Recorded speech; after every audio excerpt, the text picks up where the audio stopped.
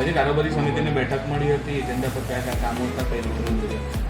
Agenda પરના કામો જે હતા એ ગત સભાના પ્રોસિડિંગ તે સિવાય આરોગ્યના કામ હતા અને પ્રમુખશ્રીના ખર્ચની વાત હતી, વર્તમાનપત્રનું હતું અને ગત મિટિંગના આયોજનનું હતું. એ તમામને બહાલી આપી અને આરોગ્યના જે કામ હતા એમને નવા આવતી કારોબારીમાં એટલે કે વધારે વિસ્તૃત તેમાં ચર્ચા કરી પરિણામ લઈ અને લોકો માટે શું સારું થઈ શકે છે એ અવધિ પર લઈ ગયેલા છે. બાકી તમામ કામો મંજૂર કરેલા છે. મહત્વપૂર્ણ કામો કયા?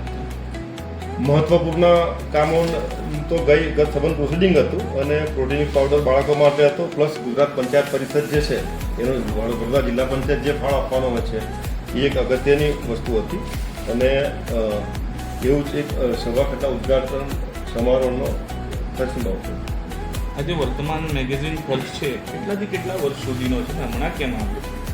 એ જે તે એજન્સી હમણાં મોકલેલો છે, પરંતુ એની ખરાઈ કરી, ચોકસાઈ કરી અને એમાં જે યોગ્ય હશે એ જ થશે. એ ભાઈને એવું કહ્યું હતું કે કોરોનામાં બીમાર થઈ ગયો તો મારી આંખો જતી રહેલી હતી અને એટલે આંખોનું નુકસાન હતું અને બાકી રહી ગયેલું છે. એટલે હવે હિસાબ એને બિલ આપેલું છે એટલે ચેક કરી એને જોવામાં આવશે, યોગ્ય નિર્ણય થશે ને. તો 18થી એ જે ભાઈ કહે છે 20 સુધી, ત્યાર સુધી એમની આંખ નથી. એ અમારા માટે પણ એ જ કોયડો છે કે અમે જાતે પણ 2021થી છે એટલે એમને જે આપેલું છે હવે કોઈ પણ માણસ કંઈ પણ કહી શકે છે, આપી શકે છે, પણ વેરીફાઈ થશે ત્યાર પછી એમાં નિર્ણય લેવામાં આવશે.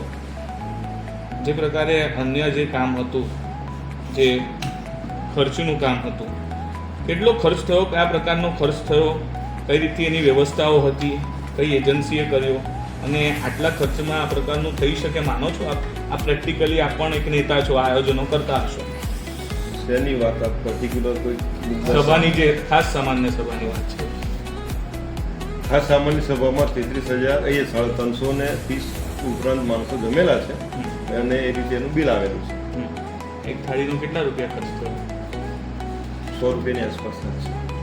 શક્ય માનો છો આપ સ્વીટ સાથે? આ સ્વીટ કેટલી આઈટમ હતી આપે પણ હવે ખાધી? એ જે છે એ તમામ જે તે કોન્ટ્રાક્ટર સાથે ચર્ચા કરી નક્કી કરીને કરેલી વાત છે એટલે એમાં કોઈ ચર્ચા કરવાનું માનું ત્યાં સુધી કારણ નથી. અધ્યક્ષ સ્થાને શું લેવામાં આવ્યું?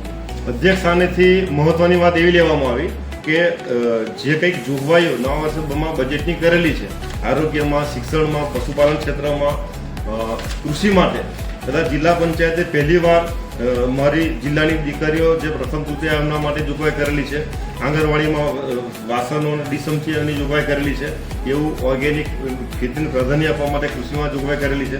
આ તમામ જોગવાઈઓ વહેલામાં વહેલી તકે મારા તમામ શાખા અધિકારીઓને અમે ચૂંટાયેલી ભાગ સંકલન કરી અને લોકોના હિતમાં લોકો સુધી કેમ કરીને જલ્દી પહોંચે, વહેલી પહોંચે, વધુ સારા લાભ મળે અને વડોદરા જિલ્લો એ ગુજરાતમાં અગ્રેસર કામ કરતો થાય ને લોકોને સાચા અર્થમાં વિકાસના ફળ દેખાય એ ચર્ચા કરવાનો અમારો મુખ્ય આશય હતો અને એ જ ચર્ચા કરેલી છે અને આગામી દિવસોમાં એમાં વધુ કામ કરીશું લોકો માટે એવો આ મીડિયાના માધ્યમથી લોકોને અમે ખાતરી આપીએ છીએ.